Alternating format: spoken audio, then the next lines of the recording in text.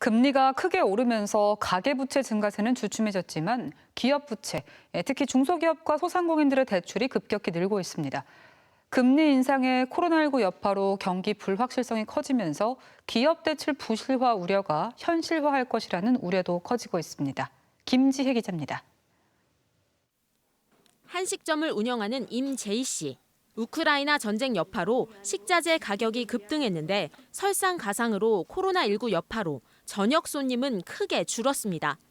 게다가 지난달 기업대출 금리가 2012년 9월 이후 처음으로 5%를 돌파하면서 대출 이자 부담도 더 커졌습니다. 예전에 한 5만 7천 원, 10만 5천 원 이상이 나오고 있고요. 아마 더 오른다고 그러잖아요. 그게 힘들어요. 그래서 저보다도 좀 규모가 큰 업소들 저녁 장사가 너무 안 돼요. 그러니까 이게 그분들은 더 악순환이죠.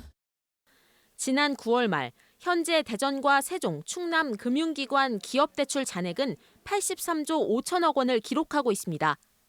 1년 동안에만 기업대출 잔액이 16.2%가 증가했는데 같은 기간 가계대출이 2.5% 감소한 것과는 대조적입니다. 올해 기업대출 증가액만 보더라도 8조 7,400억 원이 늘었는데 이 중 91% 이상은 중소기업에서 빌린 것이었습니다.